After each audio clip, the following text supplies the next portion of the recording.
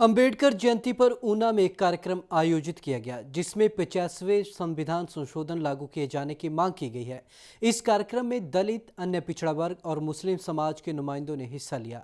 इस दौरान मुस्लिम नुमाइंदों ने भी मुस्लिम कानून में बदलाव की मांग की और 50वें संविधान संशोधन को लागू करने की मांग उठाई।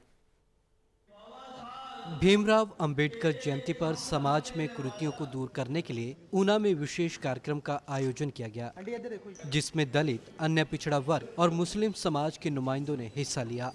इस कार्यक्रम में सामाजिक कुरीतियों को दूर करने के लिए किए गए सारे प्रयासों का सारा श्रेय अंबेडकर को दिया गया। कार्यक्रम में मौजूद वक्ताओं ने संविधान में 50वें संशोधन को सरकार द्वारा लागू नहीं किए जाने पर रोष जाहिर किया।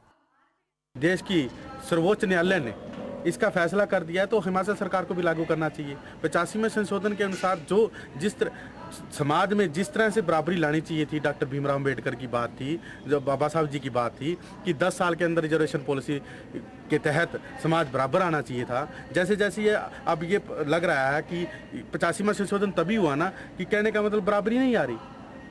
इसी बराबरी को लाने के लिए हमारे जो सुप्रीम कोर्ट के न्यायालय ने फैसला सुनाया है वो ठीक है। ये जो भी आज अमेंडमेंट्स हुई हैं या महिलाओं के लिए जो भी कानून बनाए गए हैं या बराबरी का राइट दिया गया है, तो ये इन सब की शुरुआत डॉक्टर भीमराव अंबेडकर जी से ही शुरू हुई थी। तब डॉक्टर साहब ने ये सबसे बड़ा संघर्ष उनका यही था कि औरतों को संविधान में औरतों को बराबरी का वोटिंग राइट दिया जाए। उससे पहले औरतों को वोटिंग राइट नहीं था। जब हमारा संविधान बना उसके बाद ही औरतों को वोट देने का अधिकार हुआ और उसके बाद ही उन्हें प्रॉपर्टी का राइट हुआ। ये शुरुआत जो औरतों की फेवर में जो फर्स्ट कदम था उन्होंने उठाया, हमारा संविधान जब बना उन्होंने उठाया और उसके बाद डे टू डे अमेंडमेंट होती गई।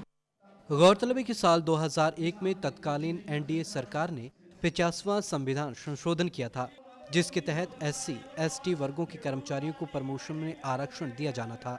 हिमाचल प्रदेश में ये अब तक लागू नहीं हुआ है और वर्तमान की कांग्रेस सरकार ने इसे नहीं लागू करने का फैसला किया है।